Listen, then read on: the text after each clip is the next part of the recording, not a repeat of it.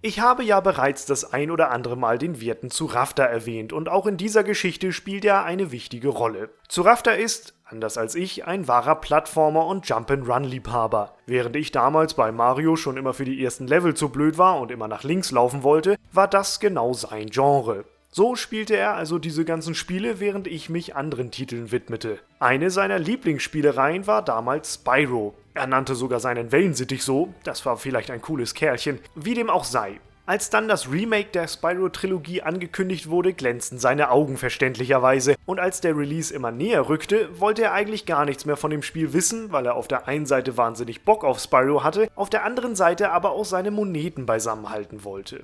Eine typische Zwickmühle, die ihr sicherlich auch schon das ein oder andere Mal erlebt habt. Es kam, wie es kommen musste. Das Spiel erschien und sein Widerstand hielt nur wenige Tage. 40 Euro investiert und losgespielt. Immer im Hinterkopf, dass man 2 Stunden hätte, um das Spiel eventuell wieder zurückzugeben. Aber es wurden über 6 Stunden, also nix mit Refund. So wie ich das einschätzen konnte, hatte er sehr viel Spaß und er freute sich an dieser Neuauflage des Klassikers. Bis ich dann vor ein paar Tagen mein E-Mail-Postfach öffnete und ihm das neueste Angebot des Humble Monthly Bundles vorlas. Für diejenigen, die nicht wissen, was das Monthly Bundle ist, erkläre ich das auch nicht. Nee, Spaß. Beim Monthly Bundle bezahlt man einen kleinen Betrag von $12 für ein Paket voller Spiele. Einige sind bereits vorher bekannt und ein großer Teil wird erst nach einem Monat gezeigt. Da der Gesamtwert der Spiele eigentlich immer zwischen $100 und $200 rangiert, lohnt sich dieser kleine Preis so gut wie immer. Man kann das Bundle wie ein Abo über längere Zeit laufen lassen oder man bezahlt einmalig und kündigt direkt das Abo wieder, holt sich das Paket also nur für einen Monat.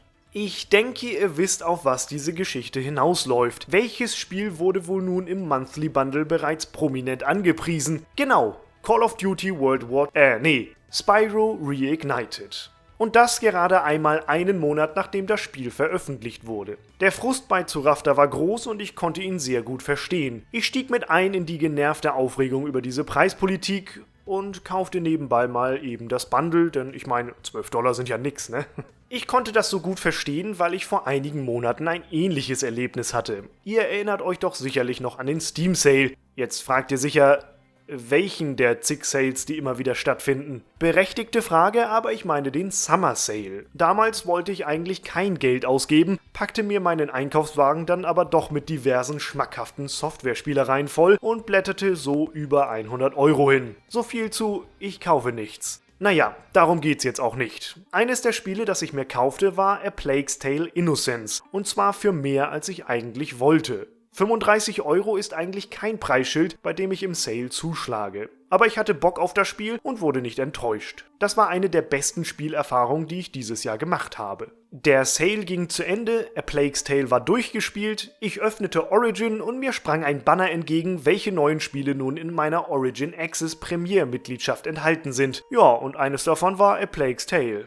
Ich fühlte mich leicht verarscht. Hätte ich noch ein wenig gewartet und das Spiel im Sale nicht gekauft, dann hätte ich das Spiel ja völlig kostenlos spielen können. Die 100 Euro für die Mitgliedschaft hatte ich ja bereits bezahlt und durch Spielstunden in anderen Spielen verwertet. Und auch wenn Origin ja nichts dafür kann, dass ich das Spiel im Sale gekauft habe und Steam ebenfalls nicht wissen konnte, dass das Spiel 2 Wochen später in meiner Origin-Bibliothek auftauchen würde, so saß ich da und dachte mir, warum kaufe ich überhaupt noch Spiele? Diese Frage stelle ich mir in letzter Zeit öfter. Man muss sich ja nur mal die Masse an Spielen anschauen, die man Monat für Monat hinterhergeschmissen bekommt. Jede Woche ein kostenloses Spiel bei Epic, kostenlose Spiele im Humble Store, kostenlose Spiele bei GOG, kostenlose Spiele bei Uplay, kostenlose Spiele bei Steam. Die großen Blockbuster-Titel sind eigentlich dauerhaft irgendwo reduziert und sollten sie tatsächlich mal wieder ihre 60 Euro Vollpreis kosten, kann man sicher sein, dass sich das innerhalb der nächsten paar Wochen wieder ändern wird, weil sich Steam und Co. den nächsten Grund dafür ausdenken, weshalb sie Spiele günstiger anbieten können.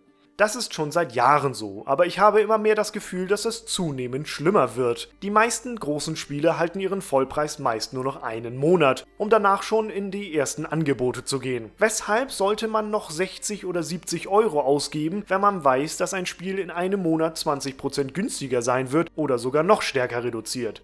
So zum Beispiel geschehen, als vor einem Jahr das neue Shadow of the Tomb Raider knapp einen Monat nach Release bereits um 34% reduziert wurde. Die Vorbesteller und Käufer der ersten Wochen waren verständlicherweise ein wenig angesäuert. Gerade in Zeiten, in denen Spiele dann auch noch im desolaten Zustand erscheinen und die ersten Wochen fast täglich ein Gigabyte großer Patch rausgeballert wird, weil die Programmierer panisch versuchen, alle Löcher zeitgleich zu flicken, während da draußen schon fast alle das fertige Spiel spielen, sind es doch eben jene treue Kunden, die den Entwicklern ihr Vertrauen schenken, indem sie das Spiel direkt zum Release oder sogar noch davor kaufen. Und eben jenen wird durch diese Preispolitik mitten ins Gesicht gelacht. Und dann kommen die Abos noch obendrauf. Wie schon gesagt, ich zahle 100 € für Origin Access Premiere und war nach der Erfahrung mit A Plague's Tale kurz davor, das Abo nicht um ein Jahr zu verlängern, weil mich das schon echt sauer gemacht hat. Aber wenn ich mir jetzt vorstelle, ich würde zusätzlich noch Uplay Plus und den Microsoft Game Pass haben, dann müsste ich wirklich jeden zukünftigen Kauf eines Spiels zigmal abwägen, weil es ja sein könnte, dass sich einer dieser Dienste das bald angelt und ein Kauf somit sinnlos wäre.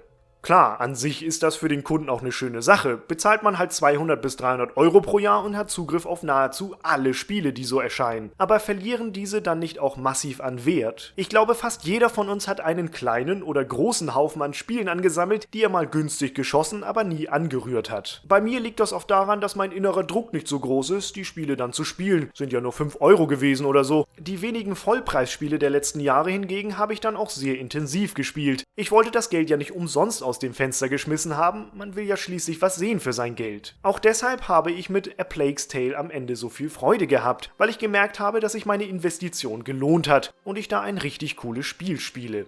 Ich weiß nicht, wie meine Erfahrung gewesen wäre, wenn ich es nun bei Origin gedownloadet hätte, aber ich kann mir vorstellen, dass sie nicht ganz so positiv ausgefallen wäre wie jetzt. Mit den Abos und kostenlosen Spielen wird der Pile of Shame einfach immer größer und spielt man dadurch am Ende mehr Spiele?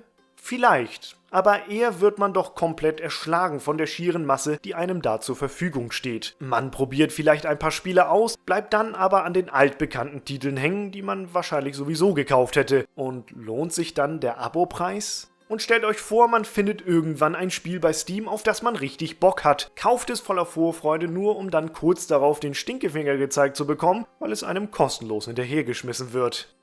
Schade eigentlich.